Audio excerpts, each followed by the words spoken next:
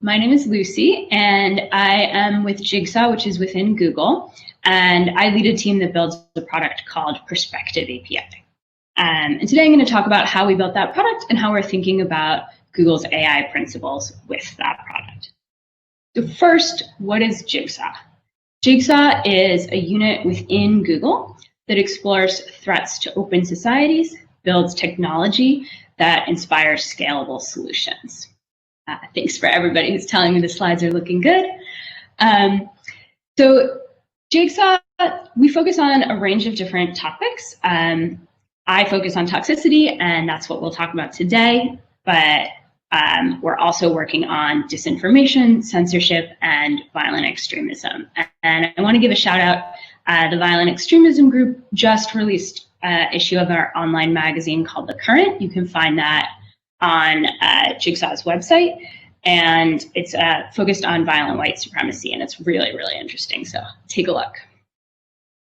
So today, what I'm going to talk about is toxicity and online harassment and Perspective API, and then I'm going to talk a little bit about how we think about Google's AI principles as we build Perspective API, and how we think about Google's AI principles with respect to how people use Perspective API. So the problem that we're thinking about here is that online harassment silences people and prevents them from participating in online conversations. Pew did a really excellent study on this topic. They found that, and this is focused on America, but we have seen similar results across the world. But they found that 40% of Americans have personally experienced online harassment, 66% of Americans have seen online harassment, and folks who experience or witness harassment tend to leave the conversation entirely and not share their voice. They tend to stop using the platforms or adjust their privacy settings so that they're communicating with a smaller set of people. And all of this really clearly fits within Jigsaw's mission of a threat to open society. So we built Perspective API, and our mission with this is to ensure safe and inclusive engagement in good faith discussion online globally. So what is it? What is Perspective API? Perspective API is a machine learning tool that identifies toxic comments in online conversation. So it's super simple as to use. You send us a piece of text, like the example we have here, and we're going to send you back a number or a set of numbers that represents how likely is it that that text will be perceived as toxic or as an insult by readers on your platform. So it's currently being used with over 200 partners.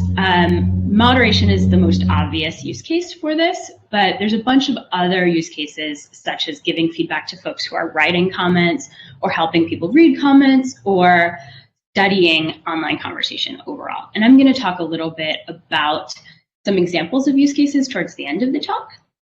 But first, I'm going to talk about Google's AI principles and how we're thinking about that as we build Perspective. So what's written here, these are Google's AI principles, and these were put out to guide ourselves and the industry for how we think about building AI in an ethical and safe way. So this is not my team's work.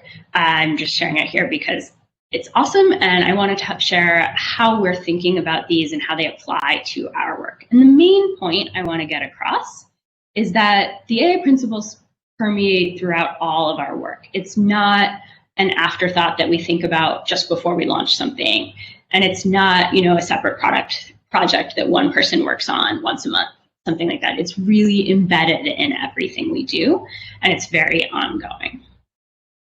So one principle is be accountable to people. And the way that we interpret this with Perspective is we put a public demo on our website. So anybody, you don't need technical expertise, you don't need access to the API, you can just come to our website, type in a sentence, and you're going to see the score that Perspective is going to give for that sentence for how likely is it to be perceived as toxic. And we really felt this was important because we wanted anybody to be able to test our API and see how it was working or not working and let us know about it. And so, as I guess expected, if you're transparent, you're going to get feedback. So we launched Perspective in 2017, and pretty soon after, we started hearing feedback like what you're seeing in this tweet, where somebody came to our demo and typed in a bunch of simple sentences that included identity terms.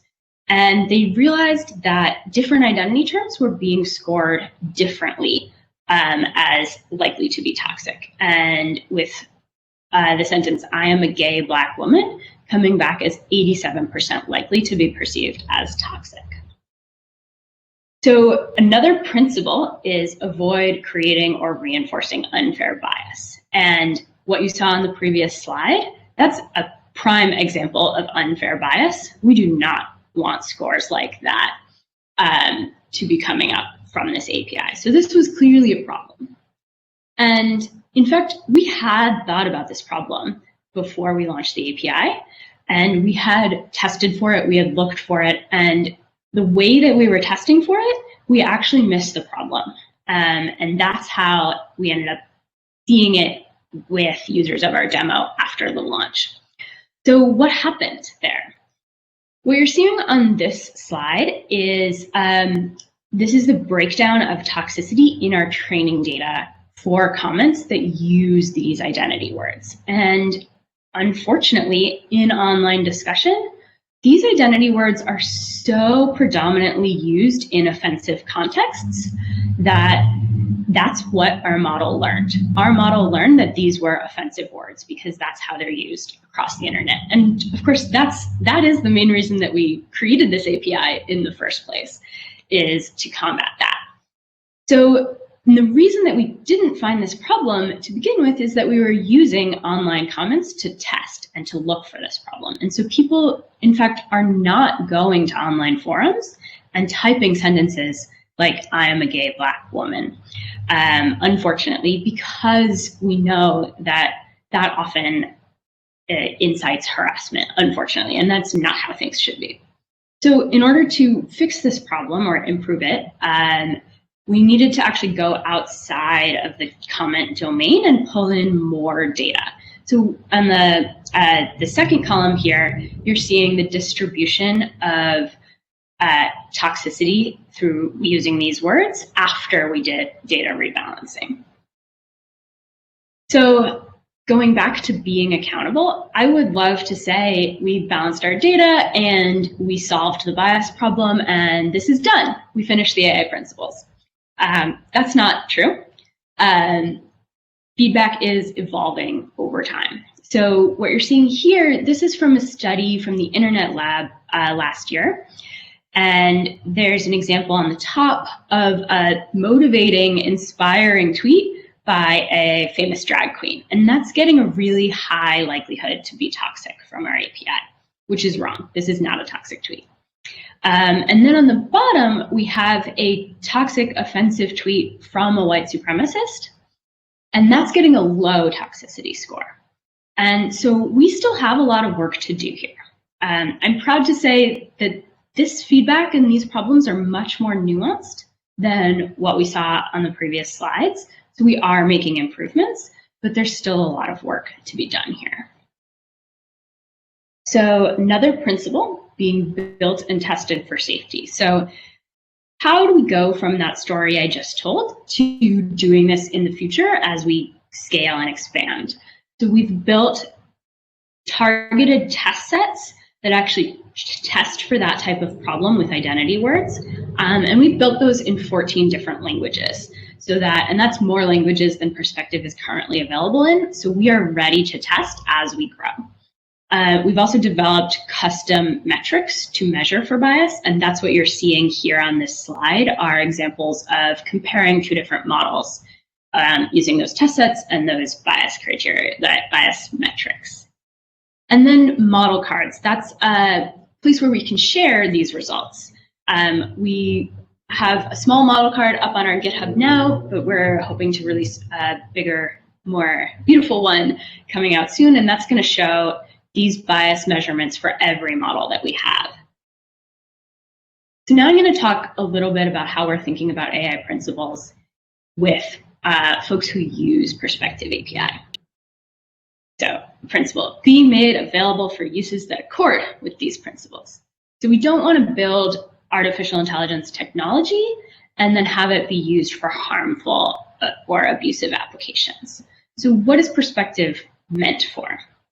Most importantly, human in the loop moderation. We do not want this to be used for fully automated moderation. AI is never perfect, and it's very important to have humans spot checking and who are there to correct when there are mistakes. It's also intended to be used to facilitate conversations between actual real human beings. It's not meant to judge individual words or machine-generated text. And for us, privacy is also really, really important. So we don't take in any user history in this API. We're just making a prediction about how somebody's going to perceive that one piece of text. We don't want it to be used for character judgment or anything like that, or tracking users over time. So now I'm going to talk about a couple example use cases that we feel really uphold those principles. So first is New York Times. They were one of our very first partners. They really collaborated very deeply with us. And what you're seeing on this slide is this is a moderation interface that we built for them.